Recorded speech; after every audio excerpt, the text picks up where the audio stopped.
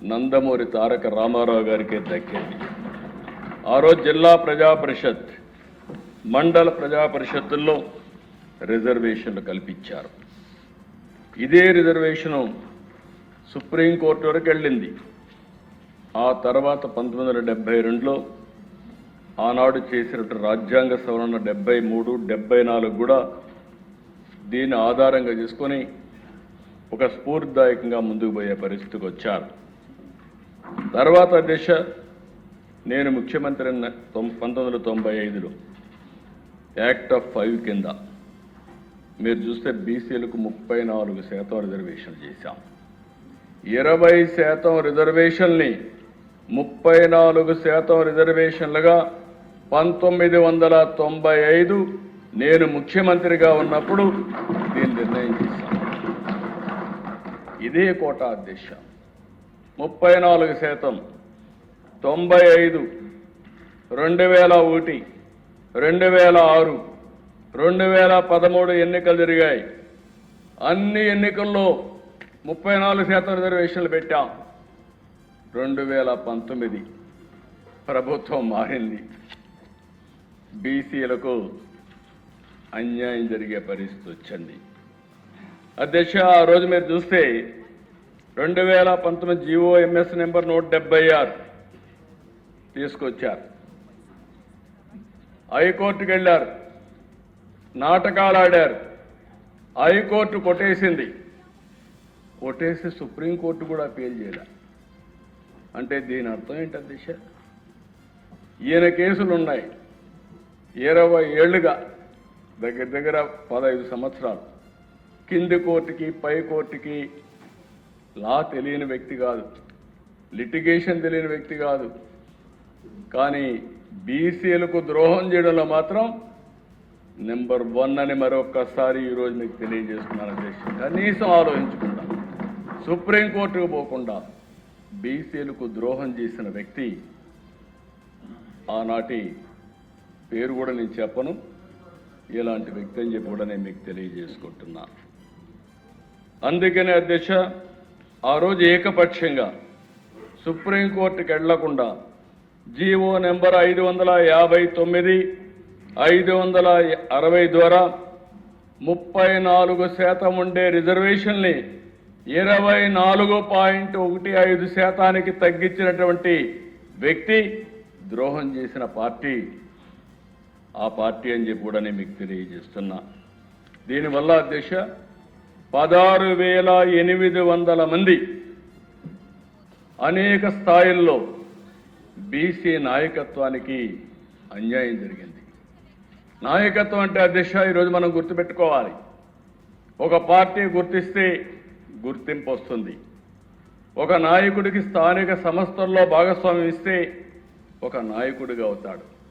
ఒక ఉదాహరణ అధ్యక్ష, మొన్నటి వరకు ఎంపీటీసీగా పనిచేసిన కర్నూలులో ఉండే ఎంపీ నాగరాజు ఈరోజు ఎంపీ చేశామంటే అది తెలుగుదేశం పార్టీ విధానం. ఎంపీటీసీ కాకమునుపు మామూలు వ్యక్తి, ఎంపీటీసీ అవుతానే గుర్తింపు వచ్చింది. సామాజిక న్యాయం చేయాలి, సరైన అభ్యర్థి కావాలి, ఎవరున్నారని చూస్తే ఒక ఎంపీటీసీ నాగరాజుని కర్నూలు ఎంపీగా చేసిన ఘనత ఎన్డీఏది. ఇలాంటి ఎగ్జాంపుల్స్ 100ల కొద్ది చేశాం అధ్యక్ష. అందుకే అధ్యక్ష ఎప్పుడు కూడా నాయకత్వాన్ని పెంచాలంటే స్థానిక సంస్థల్లో సముచితమైన స్థానం ఉంటేనే ఇది సాధ్యమని చెప్పి కూడా నేను మీకు తెలియజేసుకుంటున్నాను. అదే మరిగా అధ్యక్ష, గడిచిన 1924 ఒక రాజకీయ అణచివేతే కాదు అధ్యక్ష, రాజకీయంగా అన్యాయం చేశారు. ఇంకొక పక్క బీసీల పైన కక్ష కట్టారు. ఎందుకో నాకు తెలియదు. ఎందుకంటే ఎప్పటి నుంచో వాళ్ళకు వ్యతిరేకంగా ఉన్నారన్న ఆలోచన, లేకుంటే రాజకీయ విద్వేషం నాకు అర్థం కాదు. కానీ ఆ రోజు మీరు చూస్తే అచ్చెన్నాయుడిని అరెస్ట్ చేసి ఆయనకు ఫైల్స్ ఉంటే అక్కడి నుంచి అతి కిరాతకంగా అమరావతికి తీసుకొచ్చి జైల్లో పెట్టే పరిస్థితికి వచ్చారు. తర్వాత కొల్లూరు రవీంద్ర, ఆ తర్వాత ఒకరిద్దరు కాదు దిశ, అక్కడ అయ్యన్న పాత్రుడు గారు, అయ్యన్న పాత్రుడికి మీద రేప్ కేసు పెట్టే పరిస్థితికి వచ్చారు. ఇక్కడ ఉండే రవి, పల్లా శ్రీనివాస్, రామకృష్ణుడు, ఇంతటితో ఆగలేదు అధ్యక్ష. ఇంకొక పక్కన రేపల్లిలో అమర్నాథ్ గౌడ్ అనే కార్యకర్త వాళ్ళ చెల్లుకు అన్యాయం జరిగిందని మాట్లాడితే పెట్రోల్ వేసి నడి రోడ్డు మీద తగలబెట్టేశారు.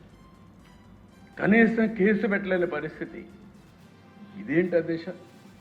అదే మరి ఇంకొక పక్కన మీరు చూస్తే తెలుగుదేశం పార్టీకి సపోర్ట్ చేస్తున్నాడనే ఉద్దేశంతో ఒక చంద్రయ్య గౌడ్, తోట చంద్రయ్య మాచర్ల అధ్యక్ష, ఆయన్ని ఎంత కిరాతకంగా బిహేవ్ చేశారంటే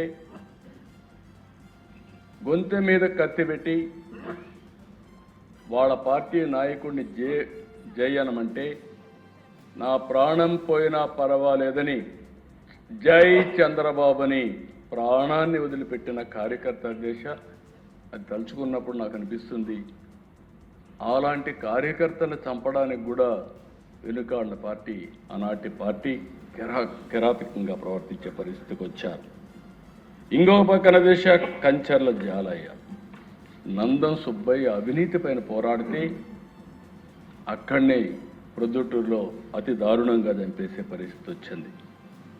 అయితే అధ్యక్ష, ప్రాణాలు పోగొట్టుకున్నారు కానీ సిద్ధాంతాన్ని వదులుకోని వ్యక్తులు వీళ్ళంతా కూడా.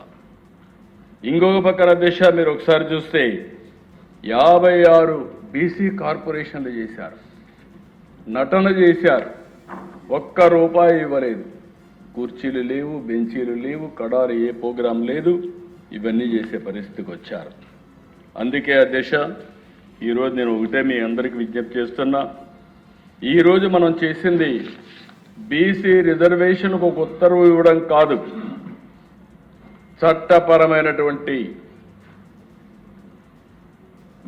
బలం ఇచ్చే వరకు మనం అండగా ఉంటాం. ఈరోజు నాకు కొన్ని సమస్యలు కూడా మనం గుర్తుపెట్టుకోవాల్సిన అవసరం ఉంది. సుప్రీంకోర్టు కూడా ఉంది, న్యాయస్థానాలు ఉన్నాయి.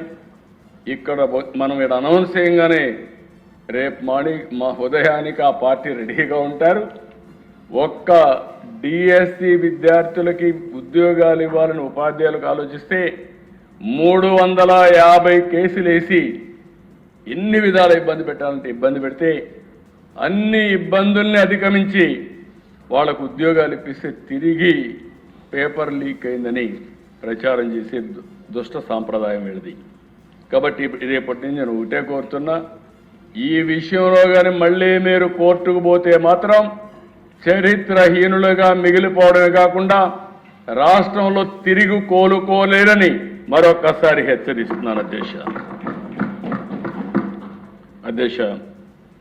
ఈరోజు ఒక కుటుంబానికి ఒక పథకం ఇస్తే అది సంక్షేమం అవుతుంది, ఒక యువకుడికి ఒక ఉద్యోగం ఇస్తే అది అభివృద్ధి అవుతుంది, ఒక బీసీ మహిళని, ఒక బీసీ యువకుడిని, ఒక బీసీ కుటుంబానికి చెందిన గ్రామ పాలనలో, మండల పాలనలో, కార్పొరేషన్ పాలన